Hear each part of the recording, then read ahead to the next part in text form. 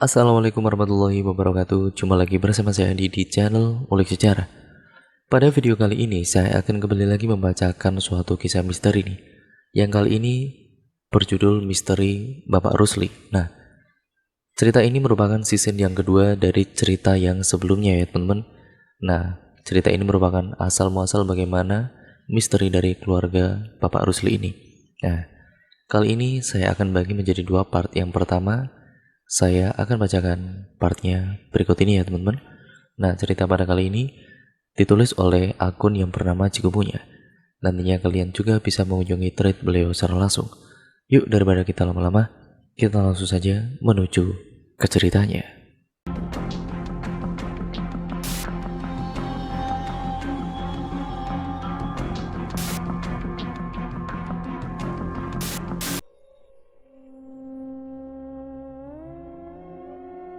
Aku, Dewi Arimbi, sampai tiba ajalku nanti aku akan tetap mencintai suamiku yang kamu bunuh di depan mataku. Hatiku terbakar bersama raga yang ada di dalam rumah itu. Rusli kemudian memarkirkan sepeda hotelnya di pekarangan rumah Nono, lalu bergegas masuk untuk meminjam kerbau untuk membajak sawah. "Pak Ade, pinjam kerbau," ucap Rusli sembari masuk menuju dapur. Dilihatnya Nono tengah memasukkan kayu ke dalam diang atau api, sedangkan Pak Ade Bejo tengah berjemur atau menjemur kayu di samping rumah dengan kesal karena baru saja dimasukkan ternyata tidak jadi hujan. Nok, ayo ikut aku ke sawah," ujar Rusli pada Nono. Nono sama sekali tidak memiliki kawan karena kejiwaannya terguncang setelah kehilangan ibunya. Satu-satunya teman yang Nono miliki hanya Rusli, itu pun karena keduanya bersepupu. Nono kemudian mengangguk sembari menyunggingkan senyum lebar. Dari luar Pak Ade Bejo masuk, lalu kemudian menepuk bahu Rusli dengan pelan. "Ngopi dulu, Rusli," suruh Pak Ade. "Sudah Pak Ade, baru saja ngopi dibikinin Simbo," ucap Rusli dengan sopan. "Gimana kabar hubunganmu sama Arimbi?" tanya Pak Ade Bejo, membuat Rusli menundukkan kepalanya. "Saingan sama teman yang statusnya lebih tinggi itu sulit Pak De. Saya mah siapa kalau dibandingkan dengan Puguh," ucap Rusli menjadi sendu. "Kamu ini loh, belum apa-apa sudah ngeluh. Kan Arimbi sukanya sama kamu toh," ucap Bejo mencoba membangunkan kepercayaan diri ponakannya. "Iya, tapi saya kan..." Udah, ke sawah aja sana, yang semangat. Jangan jadi sedih gitu. Ajak itu Nono buat temen kamu," ucap Tejo. "Iya Pak De," jawab Rusli sembari mengajak Nono menuju ke belakang rumah untuk mengambil 2 ekor kerbau untuk membajak sawah. Suasana di sawah semakin panas berbarengan dengan datangnya siang yang membuat matahari tepat berada di atas kepala. Dibiarkannya kerbau berkubang di lumpur membuat tanah menjadi gembur. Sedangkan Rusli memilih untuk mengajak Nono berteduh di sebuah gubuk yang beratapkan jerami sisa panen padi tahun lalu. Dengan 2 lembar daun kopi, Rusli kemudian mencoba mengusir hawa panas dari tubuhnya sembari memandangi sekitar. Tatapannya terhenti saat melihat seorang perempuan berbaju coklat dengan motif bunga-bunga sebatas lutut. Kepalanya dibalut selendang berwarna senada, dengan rantang di tangan kiri berjalan mendekat ke arah gubuk. "Mas," sapa perempuan itu melambaikan tangan saat dirinya menemukan seseorang yang dia cari. Namun Rusli menatap perempuan itu dengan tatapan khawatir. Semakin perempuan itu mendekat, semakin gundah juga hatinya. "Mas," panggil Arimbi dengan pelan saat sudah benar-benar sampai di depan gubuk. "Iya," jawab Rusli dengan pelan. Rusli kemudian menarik tangan Arimbi dengan pelan. Dilihatnya sisa-sisa garis merah di pergelangan tangannya. Luka yang ada di tangan Arimbi tidak seberapa, namun ngilu yang terasa di hati Rusli tidak bisa digambarkan. "Kenapa masih nekat ke sini? Kemarin tanganmu yang dipukul, nanti apalagi yang bakal dipukul?" tanya Rusli dengan pelan, menahan amarah dadanya panas. "Nggak sakit kok," jawab Arimbi sembari tersenyum. Sekuat tenaga ingin menunjukkan kalau dirinya tidak apa-apa. "Ya, aku yang sakit, Dek. Nggak suka Mas lihat kamu dipukul seperti itu," ucap Rusli dengan geram. "No, lihat aku masak ayam goreng," ucap Arimbi mulai membuka rantang yang dirinya bawa. Tidak dihiraukan kata-kata yang keluar dari mulut Rusli. "Ayam, ayam," ucap Nono girang, namun Rusli tidak. "Pulanglah, Dek. Bergegaslah pulang. Coba dengarkan kata-kata bapakmu," ucap Rusli membuang muka. "Apa yang harus aku dengarkan, Mas? Hendak menemuimu atau menikah dengan Puguh?" tanya Arimbi dengan halus. "Mau berapa kali pun rotan menyentuh kulitku tidak akan merubah apapun yang aku rasakan. Jangan suruh aku menjauhimu, itu lebih menyakitkan," ucap Arimbi lembut, namun suaranya mulai serak. "Aku pulang dulu, Mas. Besok aku bawakan lagi makanan," pamit Arimbi, kembali mengenakan selendang di kepalanya.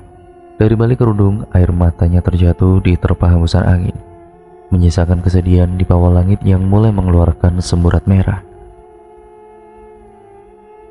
Sedangkan Rusli hanya diam memandang sosok Arimbi yang semakin lama semakin jauh, hingga akhirnya hilang dari pandangan. Ditelannya gemuruh di hatinya, campuran dari rasa rindu juga kesal yang muncul secara bersamaan, yang tersamarkan oleh suara jangkrik yang kian nyaring. Setahun berlalu, Arimbi tengah mengalami sakit keras. Dirinya mengidap penyakit yang tidak bisa disembuhkan. Sakit hatinya mencapai sakit yang sudah akut. Tidak ada obat untuk dirinya. "Mbok, cinta itu apa sih, Mbok?" Rusli menyandarkan kepalanya di paha ibunya sembari memeluk kaki. "Cinta itu penyakit," ucap Mbok Randu sembari mengelus kepala anaknya. "Cinta yang berakhir bahagia hanyalah cinta yang dilarung pada raga yang tepat. Kaum sudra yang mencoba mencintai kamu pria itu bunuh diri," imbu Mbok Randu dengan getir. "Gimana Arimbi?" tanya Rusli lirih. Setiap kata yang keluar dari mulutnya menyimpan kesedihan. "Mbok juga gak tahu. Bapaknya tidak membukakan pintu untukmu. Gak sopan leh memaksa masuk ke kehidupan seseorang. Belum juga kamu mengutarakan niat baikmu. Kamu sudah ditolak, diusir, diinjak harga dirimu. Tidak diberi kesempatan. Mau seberapa keras kamu berusaha?" "Ya, aku mencintainya, Mbok," ucap Rusli. Belum juga Mbok Randu menjawab. Pintu diketuk beberapa kali, suaranya kencang sekali hingga membuat Mbok Randu kaget. Bergegas Mbok Randu bangkit dari duduknya, berjalan menuju pintu. Saat dibuka, di ambang pintu berdiri bapak dari Arimbi. Matanya bengkak memerah. Dengan suara serak dirinya menanyakan keberadaan Rusli. "Mana anakmu?" tanya Kartono dengan suara nyaris hilang. "Saya, Pak," jawab Rusli bergegas datang. Raut wajahnya terlihat panik, takut mendengar kabar buruk tentang Arimbi. "Pakai baju yang bagus. Hari ini juga saya nikahkan kamu dengan Arimbi," ucap Kartono dengan tegas. Tidak menunggu waktu yang lama, Rusli menjalankan apa yang diperintahkan oleh Kartono. "Pasti hal buruk terjadi pada Arimbi," batin Rusli. "Tolong bertahan," ucap Rusli seraya bergegas. Kediaman Arimbi terlihat ramai. Penghulu sudah siap, namun hati Rusli teriris saat melihat Arimbi begitu ringkih. Wajahnya pucat pasi, badannya seperti tinggal kerangka. Paras cantiknya hilang, namun Rusli tetap mencintainya. Dengan satu buah gelang emas milik Mbok Randu, akad pun berjalan dengan lancar. Penantian selama 15 tahun lamanya selesai. Walaupun dengan demikian warisan hilang dari Arimbi, dan Arimbi harus hidup sederhana. Dan disinilah sekarang di rumah Mbok Randu dengan telaten Rusli merawat istrinya. Seminggu setelah dirawat Rusli, Arimbi sudah mulai makan, berangsur-angsur badannya pulih. Sembari Rusli mengurus Arimbi, dirinya juga tengah membangun rumah agar bisa ditinggali berdua. Saat Arimbi sudah pulih, rumah yang jauh di dalam hutan, jauh dari mulut-mulut tangga. Rusli berharap dengan begitu tidak ada kata-kata jahat yang akan didengar oleh Arimbi. "Kalau nanti aku tidak lagi cantik, Lalu kulitku menjadi keriput. Apakah masih ada rasa di antara kita? Arimbi bertanya dengan suara serak. Tubuhnya belum sepenuhnya pulih, namun jauh lebih segar dibanding hari pernikahannya, di mana dirinya sudah tidak ingin hidup. Masih, rambutmu yang nantinya putih akan tergantikan dengan senyum yang manis dari anak-anak kita. Kulit yang keriput akan tergantikan dengan tawa yang menggema di seluruh ruangan. Dari mereka kita akan melihat bagaimana cinta tetap tumbuh, utuh dan tidak akan pernah hilang. Rusli menyeka tubuh Arimbi dengan pelan. Melihat Arimbi tersenyum tanpa beban adalah hal yang membuatnya terus bernafas hingga sekarang. Bulan depan rumah sudah bisa ditempati.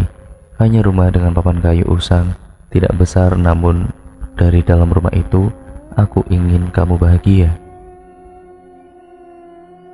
Akan aku tanami bunga agar rumah itu menjadi indah.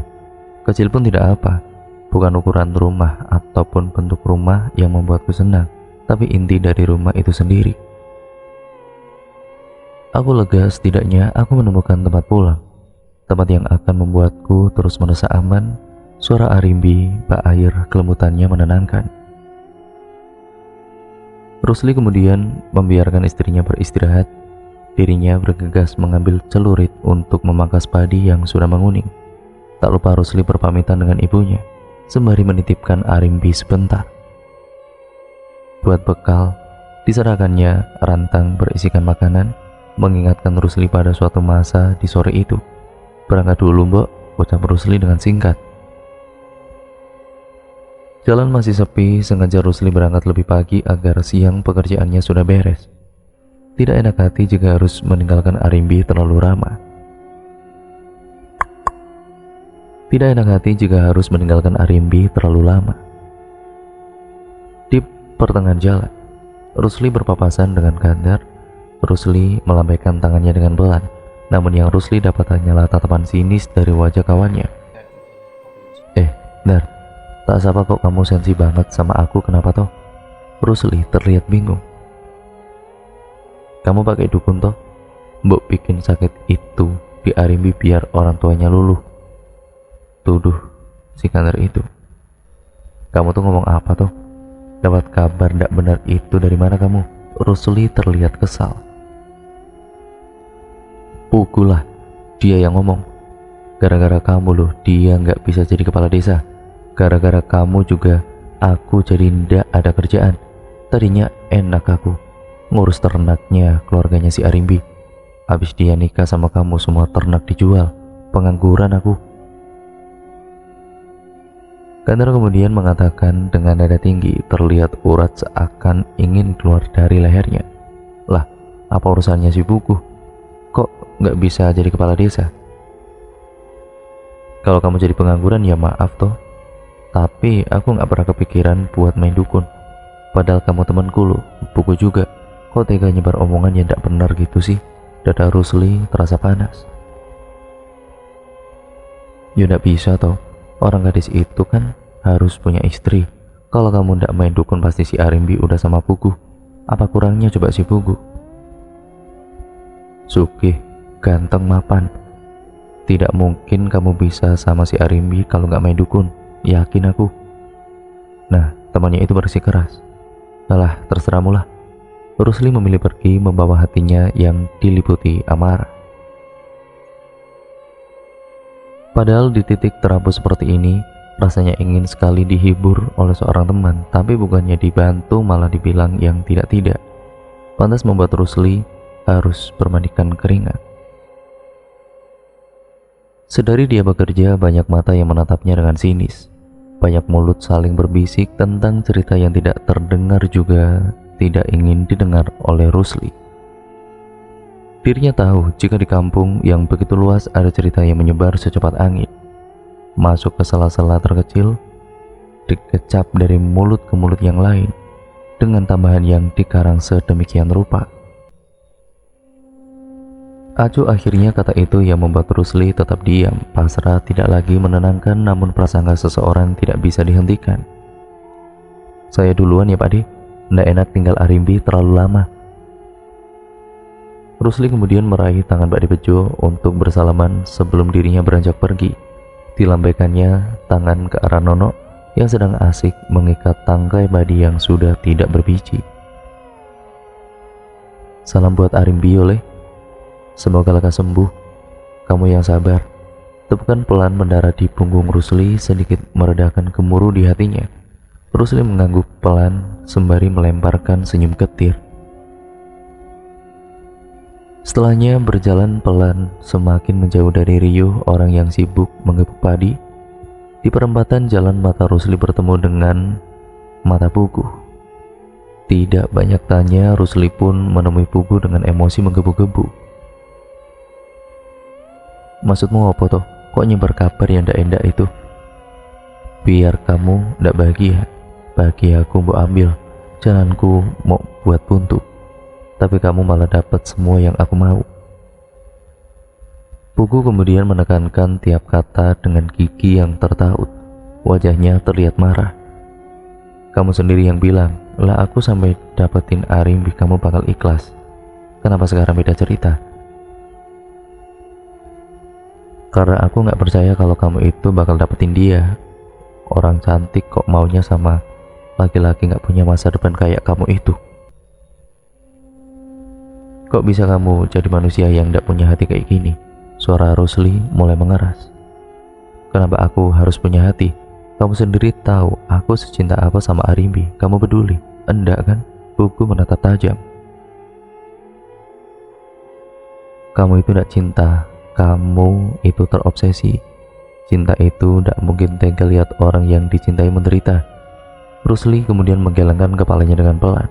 Rasanya pening, menghantui. Ada manusia model Pugu yang menghalalkan segala cara untuk mendapatkan apa yang dia mau. Kamu bilang gitu karena Arimbi jadi punyamu. Ndak ada yang ndak egois kalau itu menyangkut perasaan. Lah, kamu ndak egois. Kamu pasti ninggalin Arimbi buat mertahanin hubungan pertemanan kita. Jangan cuma lempar batunya ke aku terus gak mau dilemparin batu. Pugu kemudian tersenyum simpul. Kamu gak bakal tahu apa yang bisa dilakuin sama orang yang hatinya udah luka. Imbu Pugu dengan tajam. Gak bakal aku biarin kamu nyentuh Arimbi. Rusli nampak serius. Terserah kamu mau bilang apa. Yang pasti aku gak mau sakit hati sendirian. Sesuatu yang kamu ambil nantinya bakal hilang. Lebih dari apa yang hilang dari aku. Ingat itu. Rusli kemudian membuang muka. Tekadnya semakin bulat untuk pindah dari desa ini. Ketakutannya merambat ke ulu hati. Rasanya ngilu. Merasakan semua orang seakan ingin melukai keluarganya. Setiap kata, setiap umpatan sekarang membuatnya marah. Takut jika nantinya akan lebih dari itu. Sebulan berlalu, rumah sudah siap ditempati. Semuanya masih serba baru, kehidupan baru, suasana baru, rutinitas baru. Kesehatan Arimbi sudah pulih, lambat laun wajahnya mulai kembali seperti semula, bahkan jauh lebih cantik karena selalu tersenyum. Bulan berganti bulan, tepat di 2 tahun pernikahan Arimbi dikaruniai anak perempuan yang mereka beri nama Sekar Arum, yang berarti bunga yang wangi. Rusli percaya, benar setiap anak membawa rezekinya masing-masing. Sebelum lahirnya Arum, Rusli ini sibuk merintis usaha pertanian. Dari tangan Rusli, semua hasil panen warga, juga hasil dari panennya sendiri dikirim keluar kota. Rusli menjadi pengepul sukses. Karena sikap jujur dan pembawaannya yang rendah hati, banyak orang mencari barang padanya. Setelah Arum lahir, semua pekerjaan seakan dipermudah. Rumah yang tadinya hanya dari papan kayu usang kini berubah menjadi dinding dengan kayu jati yang dipoles apik dengan ukiran-ukiran yang indah. Tidak hanya itu, janji yang Rusli ucapkan akhirnya terwujudkan.